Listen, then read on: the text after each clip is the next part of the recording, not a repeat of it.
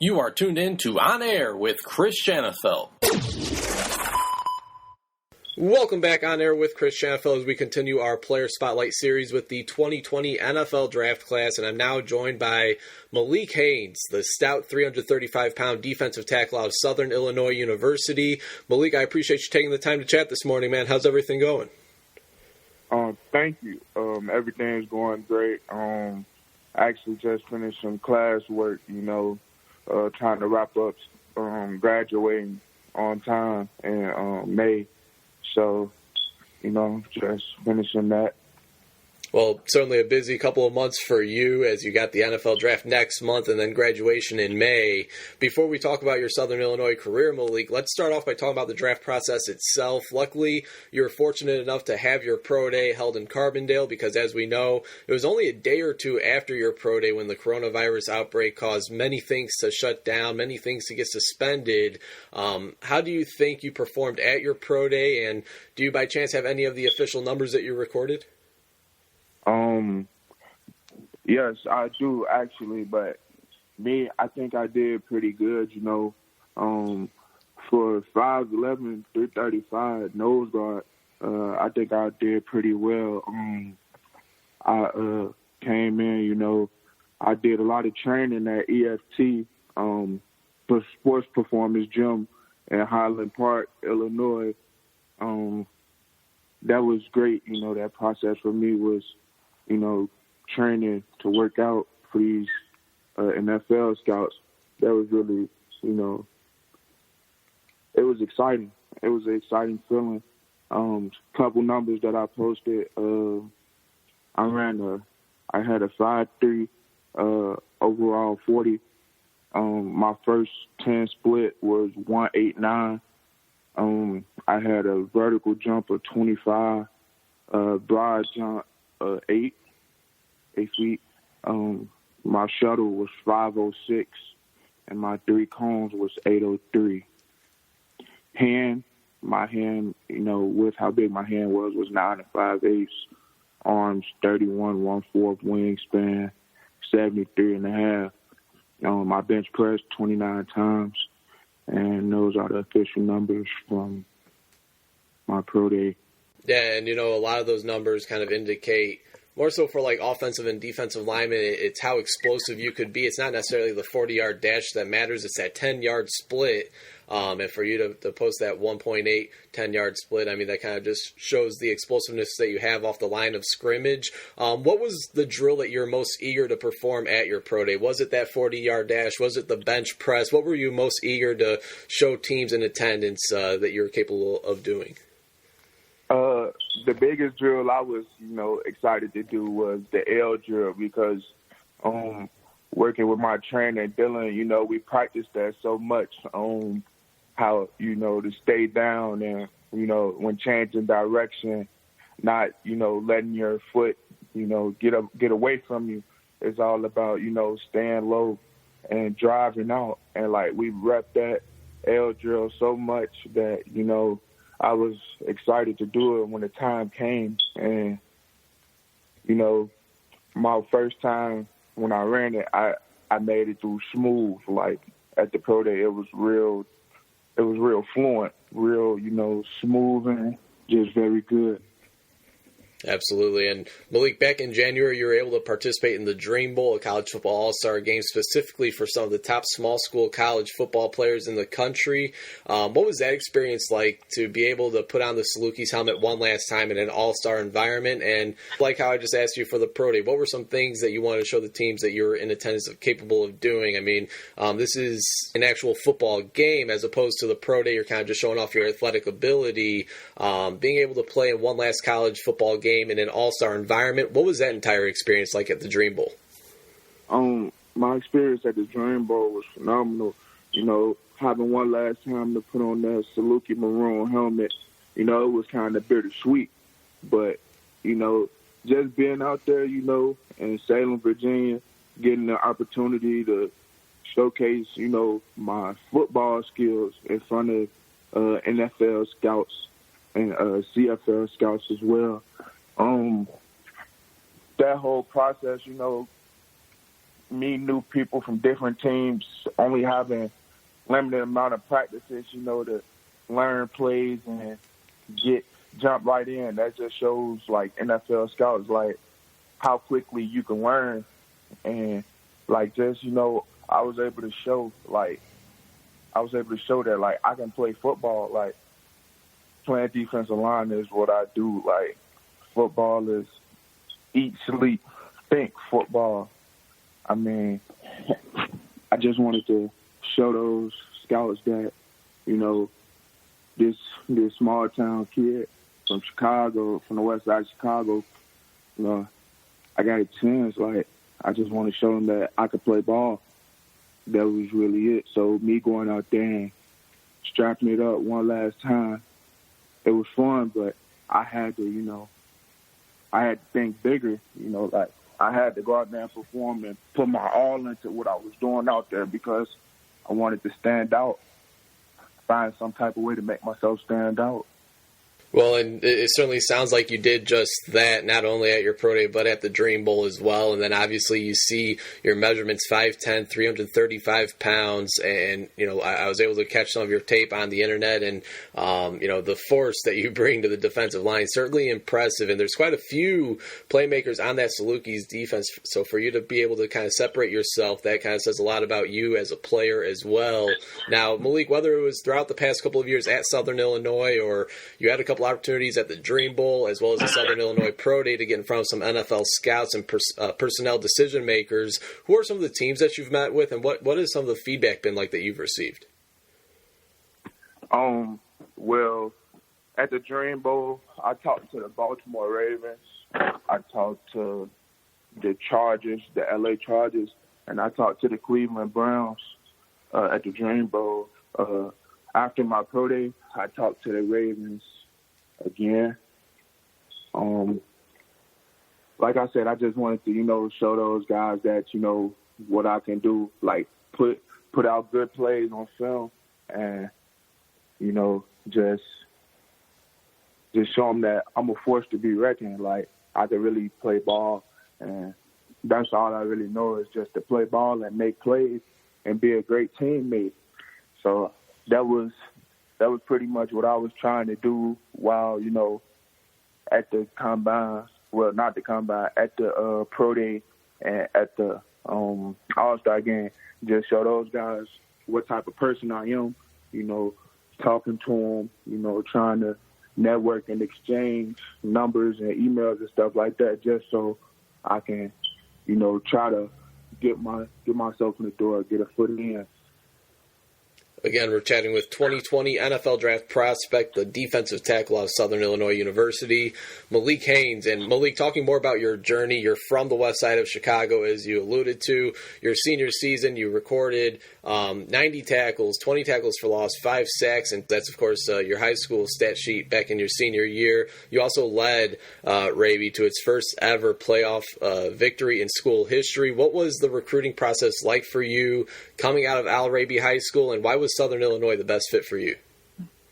Coming out of high school, I was on a couple teams boards, a couple Big Ten teams, because the previous 2 years before my sophomore year, we had Chris Covington. He played for Indiana University, the Hoosiers, and now he's a linebacker for the Dallas Cowboys. And then my junior year, we had Jamal Milan come out, and he's a defensive tackle for University of Illinois.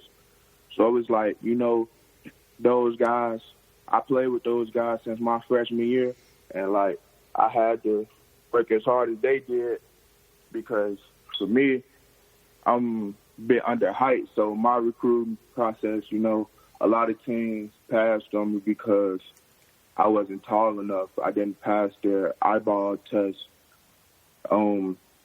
Coming into my recruiting, I had 2 Division I offers. I had a Division I offer from Army West Point, and I had one from Southern Illinois, and I had a host of Division IIs. So during my recruiting process, once I took my official to Southern Illinois, it was just like, okay, this is not too far from home. And I connected with the coaches right away. my position coach at the time was Austin Flieger, and my head coach, Nick Hill. I connected with everyone on the staff that I met, and it just felt like home. So I became a Saluki. And you made it your home throughout your Southern Illinois career. You racked up over 100 tackles, 20 tackles for loss, and 6 sacks. Speaking more so on that coaching staff that you had already mentioned, Malik, I mean, how has the staff helped you grow and become a better player? I know last year Southern Illinois brought in a new defensive line coach, that being Chuka Ndule, who also played at the professional level. He played college at Oklahoma as well. Has he or any of the other coaches that you've worked with given you any advice as you now look to make a push at a professional career? Yeah, of course. I talked to Coach Hill. I talked to Coach Chuka. All the guys that have some NFL background, I talk to them to try to get the insight. What are teams looking for? What are scouts like? When scouts come in, like, what are they, asking about me? How do I go about, when picking an agent, like when trying to sign with an agent, how do I go about certain things? And then the change of the coaching staff, that was good, like, because it actually helped us. We finished this year, the best it's been since I've arrived in 2016. During my time in Southern Illinois, the coaches helped me grow as a man. Like I was going through some dark, depressing days, losing loved ones, back home, losing friends and family to gang violence and stuff like that. And then coming into my junior year, my first child was born. I got a daughter. She was born August 30th, 2018. I was actually on my way to a football game when she was born. And on my way to the game, my daughter was born. And, like, that just changed me forever. Yeah, that's incredible. I mean, especially being on your way to a game, doing what you love the most, doing what you're so passionate about, and then having your child being born, obviously, right before that game. Malik, the Salukis finished 7-5 this past season. It's the best finish the program has had since they finished with the same record in 2013. I actually thought you guys deserved a shot in the playoffs. Unfortunately, SIU was probably the first or second team left out of the committee's bracket. But Malik, you did it in high school. You left Al Raby's football program in a better place than where it was at when you arrived, and now you're doing it with the Salukis football program, leaving them in a better place than where it was when you first stepped on campus in 2016. Does that mean anything to you at all? Oh yeah, that meant everything. I just always used to tell some of my teammates, I'm close with everybody, but I always used to tell them, like, no one remembers last, So to be, last in everything the last couple seasons, being last, ranked last in the conference and all that, I just used to use that as motivation. And, like, I try to motivate my team, and I just used to be like, no one remembers last. We gotta do what we can with the time that we're given. And so, I was just hoping that what I was saying and doing translated over to my other teammates, rubbed off on them, and it did somewhat, because we had a great season. We had a hell of a season. Yeah, you guys certainly did. Again, I thought you guys were more than capable of being in the FCS playoffs. Unfortunately, the committee thought otherwise. What's the future of Southern Illinois football looking like, Malik? There's a legit chance that the Salukis lose at least 4 guys to the NFL, 3 being on the defensive side of the football with yourself, Madre Harper, and Jeremy Chin, who's arguably the top safety in this year's draft class. Who can we expect to step up for the Salukis in 2020? Oh man, we got a lot of guys. We got a lot of guys returning. We only brought out 8 to 10 seniors.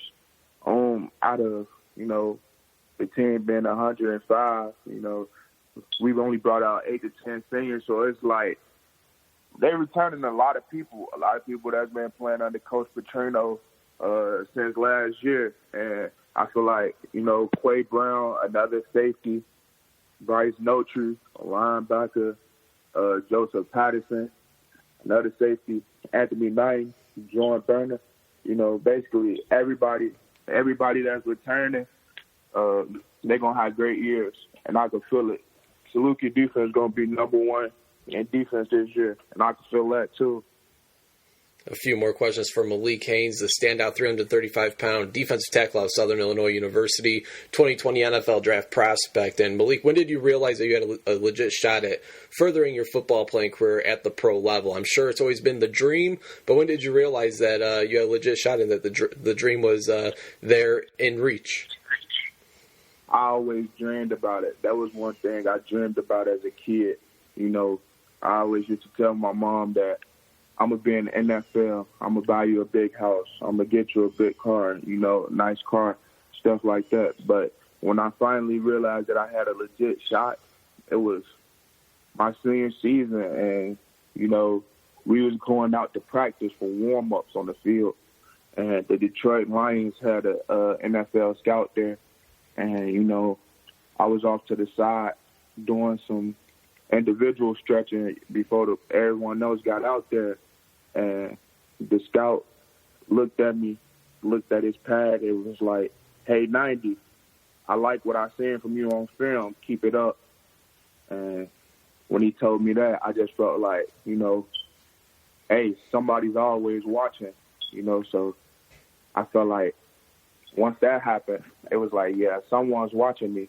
I'm on some team's radar, so I just got to keep going. I just got to keep bettering myself every chance I get, going harder every workout, to make the best version of myself, be the best football player I could be. And that's when I know, like, hey, I could do this at the NFL level too. Yeah, I'm sure that certainly added a boost of confidence, no doubt about it. For those not familiar with your game, Malik, how would you describe it? What are some of the strengths that you bring to the defensive line? I'm a run stopper. I'm a gap filler. I can take on double teams and triple teams. I'm hard to move. So, just that right there, I can anchor down the middle, I can get pushed. I get knocked back. My pass rush, it's okay. Like, it's on the up and coming. I've been working on that, a lot of pass rush stuff during this training process because that's what, some scouts told me they wanted to see me get a little better at pass rushing. So I've been doing that a lot. But I feel like I just bring dominance. Like, when I'm in, I'm in.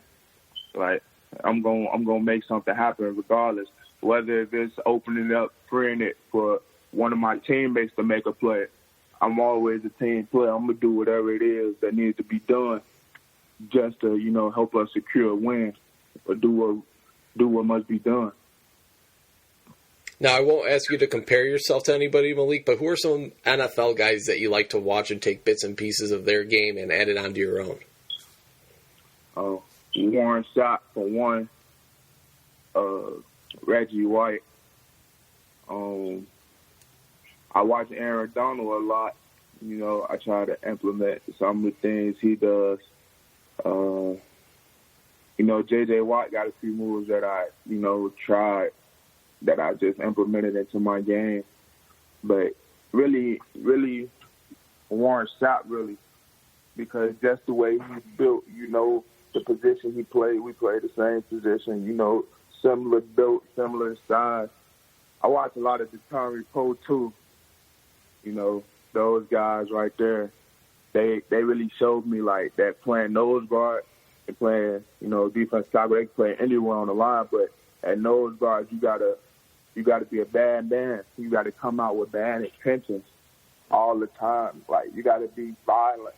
You gotta be willing to just put it all on the line, and playing nose guard, that's what you gotta do. You gotta dominate and control, and that's, the main things that I picked up from those players' games and added to my own.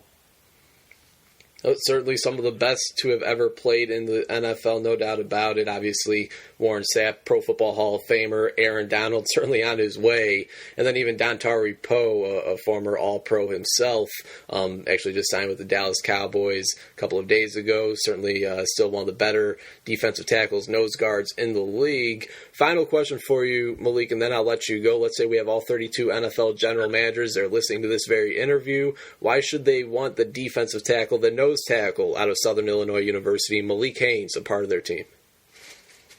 I'm just a loving person. Like, not only am I loving, I'm, always willing to do anything for others. I'm willing to sacrifice, give up anything just to, make sure, help my teammates succeed. Like, I'm a motivator. Like, I don't even have to say words and I'm motivated.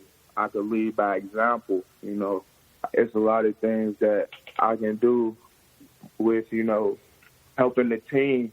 Like, and I'm always accepting of my role, no matter what my role is.